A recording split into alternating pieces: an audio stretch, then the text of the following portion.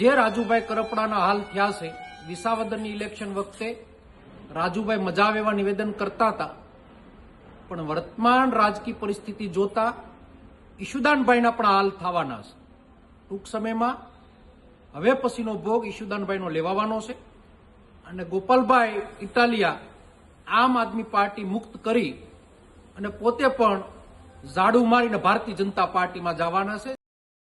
અમરેલી જિલ્લા કોંગ્રેસ પ્રમુખ પ્રતાપ દુધાતે કરેલી આ ભવિષ્યવાણીથી ખળભળાટ મચી ગયો છે. દુધાતનો દાવો છે કે રાજુ કરપડા બાદ હવે ઈસુદાન ગઢવીનો ભોગ લેવાશે. એટલું જ નહીં, ગોપાલ ઇટાલિયા આમ આદમી પાર્ટીમાં ઝાડુ મારીને ભાજપમાં જોડાશે. દુધાતના આ દાવાથી રાજનીતિમાં ખળભળાટ મચી ગયો છે. તરત જ આમ આદમી પાર્ટીના પ્રદેશ પ્રમુખ ઈસુદાન ગઢવીએ પલટવાર કર્યો અને કહ્યું કે અમે સામાન્ય પરિવારમાંથી આવીને ખેડૂતો માટે લડીએ છીએ, એટલે ખેડૂત વિરોધી કોંગ્રેસ અમને બદનામ કરે છે.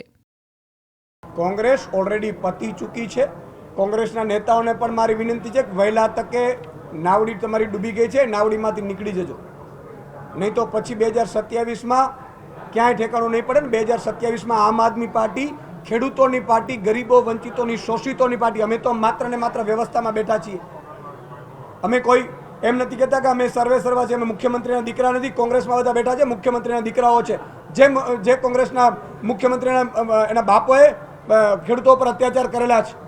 અમે સામાન્ય પરિવારમાંથી આવીએ છીએ, અમે લડીએ છીએ. અમારો ડિમોરલાઇઝ કોઈ ન કરે, ડિમોરલાઇઝ ન કરે અમને. અમે લડીએ છીએ અને મજબૂતાઈથી લડવાના છીએ. ખેડૂતો, ગરીબો, વંચિતો, શોષિતો માટે અવાજ ઉઠાવવાના છીએ. અને આમ આદમી પાર્ટીમાં જે લોકો છે એ સામાન્ય પરિવારમાંથી આવીએ છીએ, અમે સામાન્ય જ્ઞાતિમાંથી આવીએ છીએ, અમે સામાન્ય લોકોમાંથી, ખેડૂત પરિવારમાંથી આવીએ છીએ. એટલે અમને આ લોકો બદનામ કરવાની કોશિશ કરે છે. અમે ખેડૂતોનો અવાજ બનીએ છીએ એટલે અમારા ઉપર ખોટા આક્ષેપો કરવાની કોશિશ કરે છે. આ બિલકુલ ચલાવી નહીં લેવામાં આવે. ગુજરાતની જનતા જોઈ રહી છે, ઈશ્વર પણ જોઈ રહ્યો છે અને નિર્ણય 2027માં નાગી તાલુકા જિલ્લામાં કરી દેવામાં આવશે. 2 દિવસ પહેલા જ રાજુ કરપડાએ આમ આદમી પાર્ટી સાથે છેડો ફાડી દીધો છે. રાજુ કરપડાએ પણ હેમંત ખવા અને ઈસુદાન મારી સાથે આવી શકે એવો દાવો કર્યો હતો.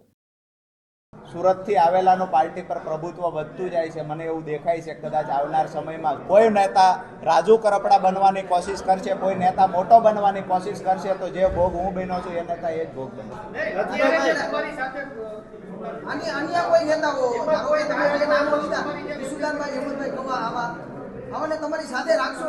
કદાચ આવી શકે.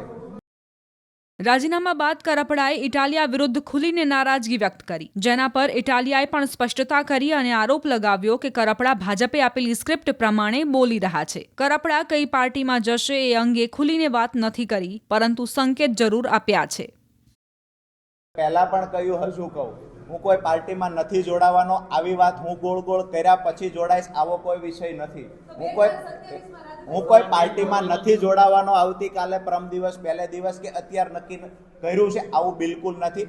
આજે નક્કી કર્યું છે કે હજુ ખેડૂત સંમેલન બોલાવીશું, ખેડૂતો સાથે ઘણી બધી ચર્ચાઓ કરીશું. અમારી ટીમના મોટાભાગના લોકોને ગઈકાલે આગેવાનોને મળ્યા છીએ. આવનાર સમયમાં સંમેલન બોલાવીને પણ મળીશું, ચર્ચાઓ પણ કરીશું. પણ અમુક જે અમારા મુદ્દાઓ ખેડૂતોના છે, મેં એ જ વાત કરી કે ખેડૂતોના મુદ્દાઓ કોઈ પણ પૂરા કરવાની તૈયારી દર્શાવશે. મારી ખુલાસા સાથે ખુલીને હું વાત કરીશ, કોઈ કુલડીમાં ગોળ ભાંગવાની વાત નથી.